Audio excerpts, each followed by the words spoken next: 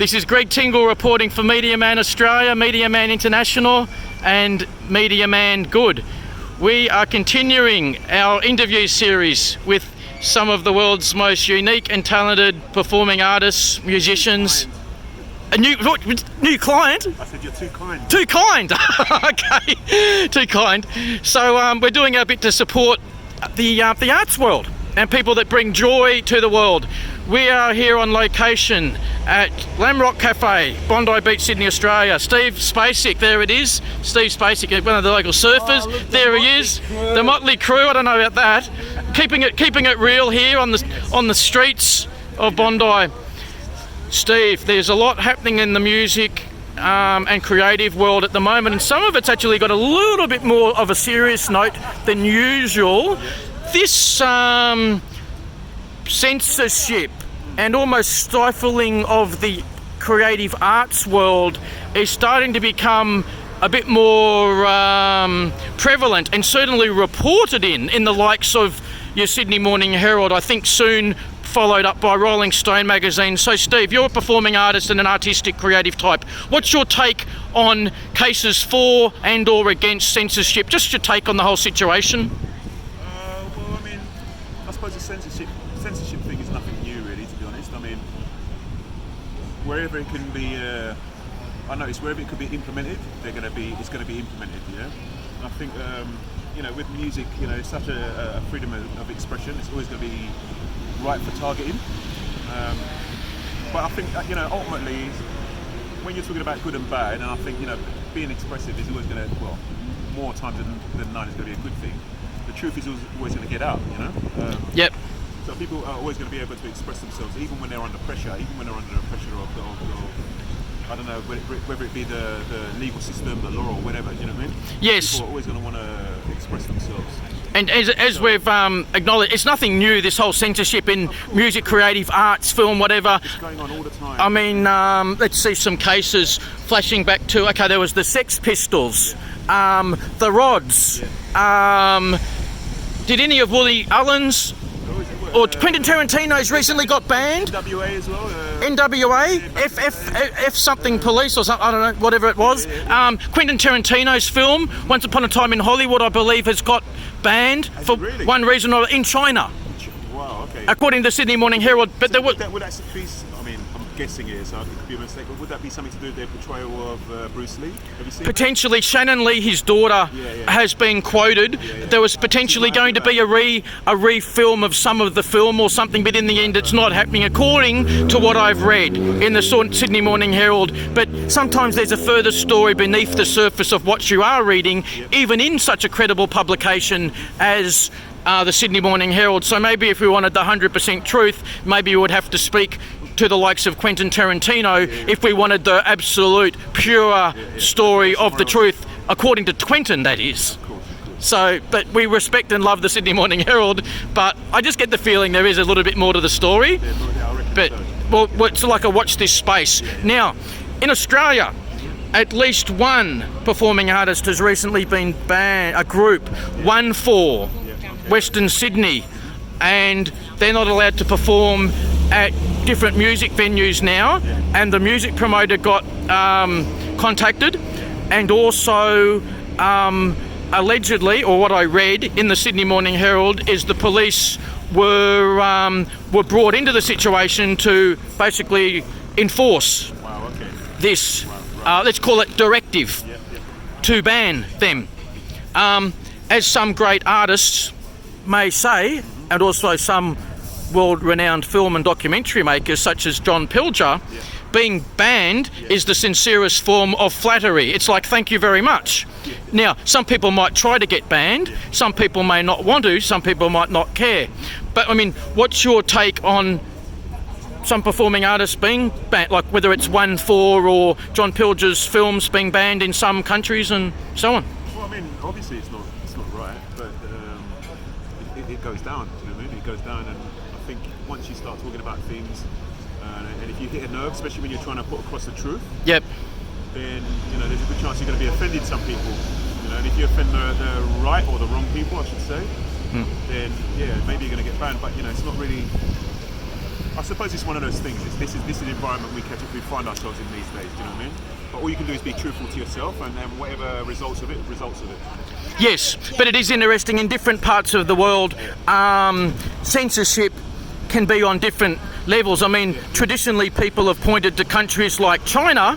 However, now, according to like surveys and reports done from the likes of the United Nations, Australia seems to be coming up on those top 10 lists more and more often. The top 10 lists that creative people probably don't want to be on, that we want to express our feelings through art or music or whatever the medium is. Well, I mean, you know, jumping onto a slightly similar but different subject is, I mean, when you consider the lockout laws in New South Wales, to even get to this point, and I think I was talking to you about it the other day, and I was surprised that it was actually was it as far back as 2013, because it feels like it was only the other day, right? And you know, obviously now they're going to reverse it. Was it January the 14th? I think they changed the laws back, you know. But I mean, to even get to that kind of a stage where you're stopping people from enjoying themselves, human beings from enjoying themselves, it's kind of I don't know. I think it starts to get a little bit dangerous. Is probably the wrong word. And tourists, it's not right. And tourists, as well as Sydney business owners and operators, were also speaking up against it. So it's like government. You've heard from the business owners, you've heard from the performing artists, you've heard from the tourists. What bit aren't you getting? So a number of years later, the ban is actually getting reversed. But if I'm not wrong, I think the ban is still going to remain in place for the King's Cross region, because there has been trouble there over the years, but there also has been an attempt to gentrify, as that funny expression goes, the region. Look, we don't live there, but I mean, I don't know, but I guess if you're a business owner in King's Cross, you may not necessarily be jumping for joy about the lockout. But then I think that, you know, that whole scenario there, I think it's done in King's Cross now, you know. By the looks of it, I don't think for the foreseeable future, I can't imagine them reversing any laws for there. Yeah. But I mean, it's good to know that the laws are going to be, like, you know, taken away in regards to that, you know, for the future. But the thing is, I mean, you know, ultimately, to even get to that point in the first place, it tells you everything you need to know. Do you know what I mean? Yes. I feel like it's giving you an idea of the climate that we're in now. Yeah. So, you know, and bringing it back to censorship, there's a good chance if you say the wrong thing or the right thing, like I said before, you know what I mean, you could be shut down. Man. Well, I mean, our modest media. The truth. All you can do is, you know, speak your truth, and you know, what more can you? Our modest media company, which is independent, we just want everyone to get a fair shake. So, you know, we're you know, as a concept, I mean, we're neutral, but we believe in human rights. We believe in freedom of expression. We understand why there's a defence department. We understand why there's government departments in concept, but we just want to see everyone get a fair shake. So we you know, we're in the privileged position to deal with anyone and everyone, pretty much. And sometimes it's important that we speak to creative people. Now, on the local creative front, it's always nice to support local businesses. So here we are again at Lamrock Cafe. I believe we've got a Bondi radio down the road. They used to be set up at the Bucket List. They're still there. The Bucket List over. The Bucket List. They're up at the golf club. The golf club, yeah, the Diggers. So you can probably, I don't know if you see the golf course up there, but there's a spot up there called the Diggers, which is it's kind of like the RSL for the golf club. Would you be interested in having your music or a potential appearance, Bondi Radio or any other Sydney-based radio station? You know what, mate? They've supported me over the years. Like up Awesome. Front, they've always been supportive. FBI, 2SER. Fantastic. I know a few of the DJs on the stations, and even on Bondi Radio.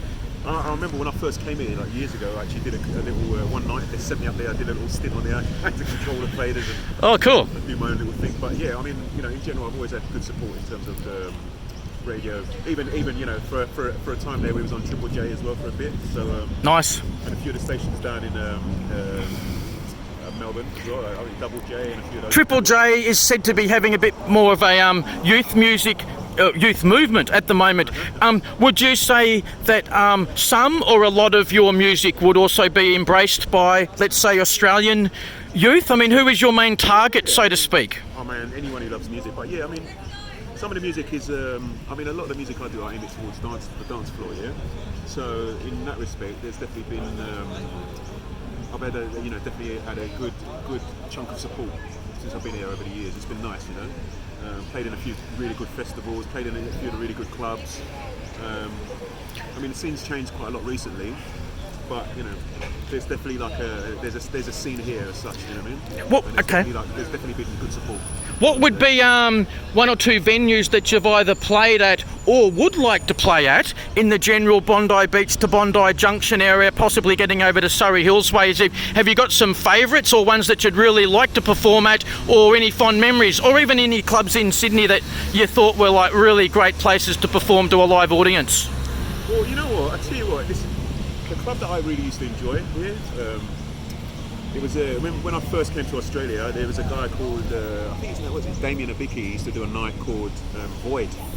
It was at the Phoenix, which is on Oxford Street.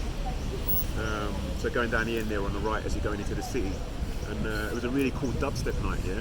So I think it started in 2003. I got here in 2005, and myself and the likes of Mark Pritchard, who's another UK expat.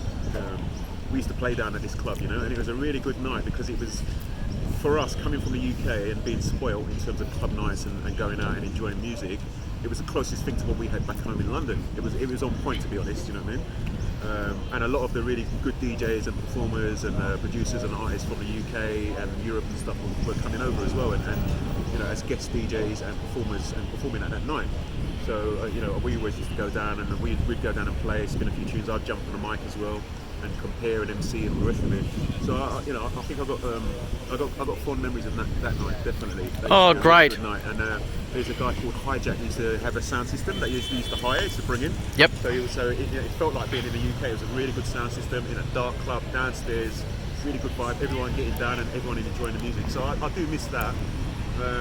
Have you got? There's a few other good spots around town, but you know, I think quite a few of them are dying out now. You know, like there was a really good spot down in Newtown. No, not in Newtown. In Redfern. It was called Cape Wine Cellar Door. And I don't think they do music nights there anymore. I'm not so sure what's going on there with the licensing and all the rest of it. But they had a really good thing going on there because it was quite a nice bar. It was almost like a fancy looking bar, you know, like the kind of place that you wouldn't expect music to be at. But you know, really good food, really nice grog, drink if you like, whatever. But they had a really good sound system and an area, like a good dance floor area, and they really took care of the music. And so that was quite a nice sort of vibe in there for a little while too. Great. With the Sydney clubs, have you got one or two favourite tracks that you might have preferred performing, or do you just go with the flow and whatever happens on the night, or do you sort of go in with a bit of a mission, or do you plug into the audience? How does that work as far as what you actually perform to the live audience and what ones you may personally prefer for whatever reason? Well, I suppose you know what, it depends on what you're doing. I mean, if you're doing a DJ set, then you kind of, you know, you sort of go with the flow on the night. You sort of try and read the crowd and you go with that. You know, if you're doing a live performance, then obviously if you're doing a live performance, then obviously you're going to be you're going to have a set show, yeah, and you're going to be booked for perhaps something that you've just released at that time. So you go and you do a set show. Every now and again you might kind of go off track a little bit, but essentially you'll have a set show. So I suppose it just depends on what's going on.